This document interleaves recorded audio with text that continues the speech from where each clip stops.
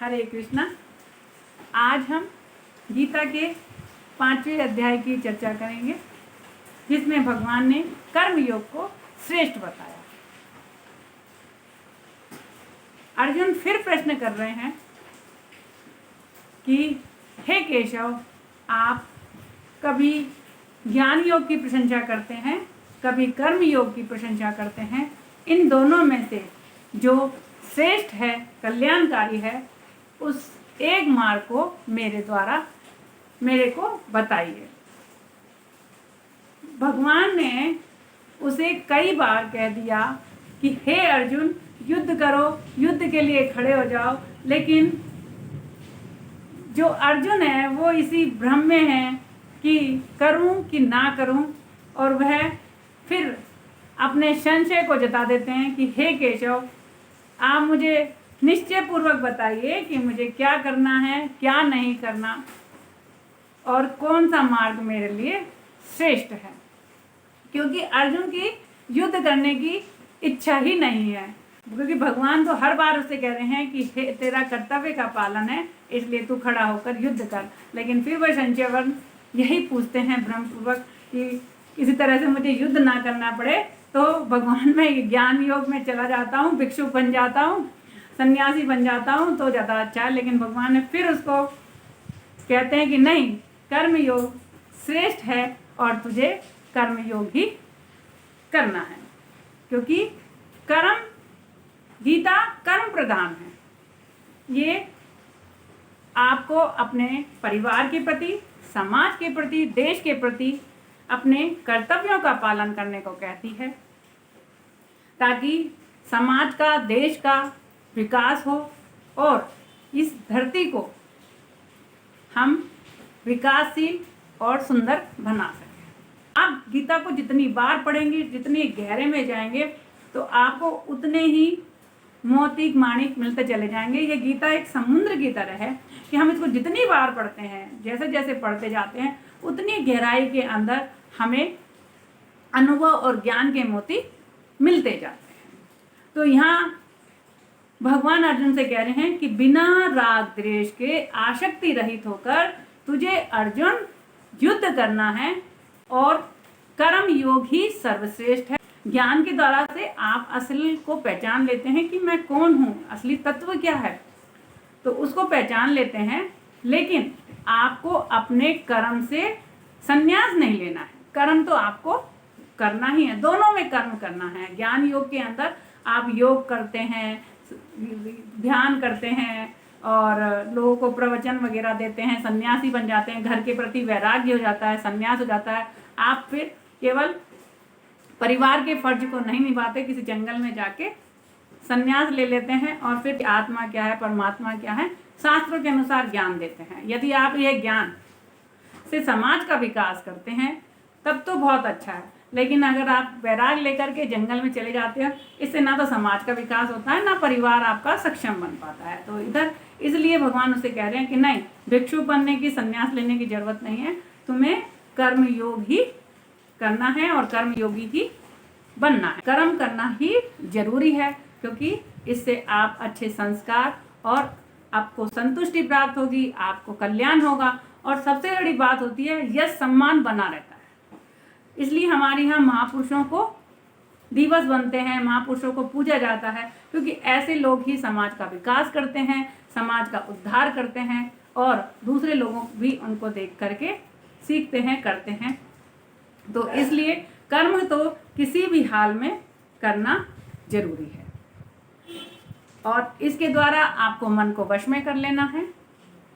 ज्ञान ले लीजिए आप किसी भी सन्यासी से, या भगवान ने दूसरे उस अध्याय में बताया ही था, 4वें अध्याय में, कि आप किसी गुरु के पास जाकर के आप अपनी आत्मा का ज्ञान प्राप्त कर सकते हैं। लेकिन आत्मज्ञान प्राप्त करके जब आपको ये ज्ञान प्राप्त हो जाता है, तो आप अपने कर्तव्य के पालन में लग जाएं, और जब आप इस तरह से कर्तव्य पालन में लग जाते हैं तो परमात्मा से आप जुड़ जाते हैं, परमात्मा से जुड़ के आप कार्य करते हैं, और परमात्मा से जुड़कर जब आप करते हैं तो आपको तृप्ति होती है, शांति मिलती है, संतुष्टि होती है, और समाज में आपका यश, सम्मान, कीर्ति बढ़ती है। लोग आपकी वाहवाही करते हैं, और आपको मरने के बाद भी स्वर्ग या परम धाम की प्राप्ति होती है।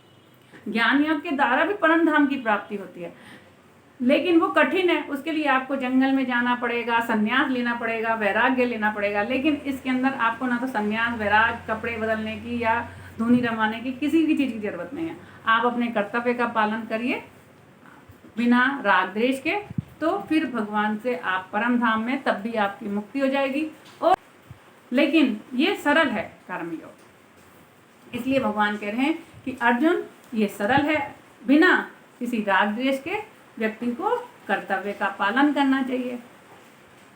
जैसे हम उदाहरण लेते हैं पन्नाधाय का। पन्नाधाय ने अपने कर्तव्य का पालन किया। एक दासी होते हुए भी उसने अपने पुत्र का बलिदान दे दिया अपने कर्तव्य के लिए, तो लेकिन आज उसका यश सम्मान बना हुआ है और मरने के बाद भी वह स्वर्ग गई है। और ऐसे लोगों का दूसरा जन्म, क्योंकि ये शरीर है, शरीर को फिर दूसरा जन्म मिलेगा। जब हम अपने कर्तव्य का पालन करते हैं तो हमारे पास अनुभव और ज्ञान तो होता ही है, फिर हमें दूसरा जन्म भी उस अनुभव और ज्ञान से काफ़ी अच्छा मिलता है। या तो हम स्वर्ग में रहते हैं या फिर हम मनुष्य लोक में भी रहते हैं, तो अच्छे बड़े घरों में हमारा जन्म होता है। इसलिए भगवान कह रहे हैं कि तू इस तत्व को पहचान ले, यानी आत्म तत्व को तो तुम पहचानो, क्योंकि आत्म तत्व को यदि तुमने नहीं पहचाना तो फिर तुम गलत रास्ते में चले जाओगे, सहकाम कर्मयोगी बन जाओगे, फिर तुम निष्काम कर्मयोगी नहीं रहोगे। तो निष्काम कर्मयोगी बनने के लिए तुम्हें परमात्म तत्व को, शिव तत्व को पहचानना पड़ेगा। उस तत्व को पहचानने के बाद आप उस परमात्मा से जुड़ जाते हैं, और जब परमात्मा से जुड़ जाते हैं तो पॉजिटिव एनर्जी आपको मिलती है, शांति मिलती है, आनंद मिलता है, और आपको इस जन्म में भी आनंद मिलता है और मरने के बाद भी आनंद मिलता है। लेकिन आप जब परमात्मा से नहीं जुड़ते और अपने असली तत्व से, यानी हम असल में हम हैं क्या, हम अपनी आत्मा से भी नहीं जुड़ते हैं, तो हमारे को ये जगत बहुत दुखी और परेशान मालूम जाता है। तो हमें यहीं शांति नहीं मिलती, तो मरने के बाद भी या हम स्वर्ग में चले जाएंगे यदि किसी कारण से, तो भी हमें वहाँ शांति नहीं मिलेगी। तो भगवान यही कह रहे हैं कि तुम्हें आत्म तत्व को पहचान करके जो आपके फर्ज हैं तो आपको पूरा करना है। और आदमी जब आत्मा को पहचान लेता है तो आत्मा में सुख पाता है, आनंद पाता है, और उसको परम धाम की प्राप्ति हो जाती है। ज्ञान योग के द्वारा भी वह शांति तो प्राप्त करता है, लेकिन अपने समाज के प्रति जो कर्तव्य है वह नहीं पा पाता। वो केवल यही है कि हाँ, प्रवचन वगैरह दे करके समाज का विकास कर सकता है, लेकिन उसके लिए उसको भी संसार में इन्हीं हम लोगों के पास आना पड़ेगा। फिर वो प्रवचन देगा, संन्यास लेगा, फिर सादा जीवन उच्च विचार रखते हुए सादगी से जिएगा। उसको फिर किसी घर की या आश्रम की या उसकी ज़रूरत पड़ेगी, फिर वो खाना खाने या वस्त्र लेने के लिए फिर हम लोगों के पास ही आएगा, यानी निर्वाह करना उसके लिए मुश्किल हो जाता है, फिर वो आप लोगों के पास आता है। तो भगवान कह रहे वो कठिन है, उसको तुम रहने दो। आप कर्तव्य कर्म करते जाइए, अपना निर्वाह करते जाइए। अपना का जो कर्तव्य है, भारी काम के लिए जो आपको कर्तव्य मिले वो करिए। घर में रहते हैं तो घर का जो कर्तव्य है उसको निभाइए। इससे आपका घर में भी प्यार संबंध बना रहेगा और समाज में आपकी यश कीर्ति बनी रहेगी। और भगवान आगे कह रहे हैं कि यदि आदमी विषयों का चिंतन ना करे, विषयों का चिंतन ना करे, अपनी आत्मज्ञान को प्राप्त कर लेता है, तो जब आत्मा को ज्ञान करता है तो वो सांस मतलब सांस के अंदर ध्यान देने लग जाता है। वो एक ध्यान करके एकाग्र होने लग जाता है, तो उसके अंदर ना तो गंदे विचार मन में आते हैं, ना जो अंदर की गंदे विचारों की उत्पत्ति होती है।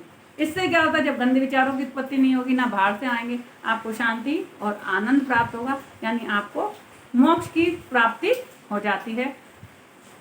ये कर्म योग के द्वारा ही आपको मोक्ष की प्राप्ति। अब आपको किसी से राग भी नहीं है, द्वेष भी नहीं है, ना आप किसी से इच्छा रखते हैं। कर्मयोगी जो होते हैं ना, परमात्मा से जुड़े, उसको मालूम है कि परमात्मा ही मुझे दे देगा। आप इतना कर्म में, आप इतने कर्म प्रधान हो जाते हैं कि आप सारे काम अपने हाथ से कर लेते हैं। आप दूसरों के से अपेक्षा करते ही नहीं हैं।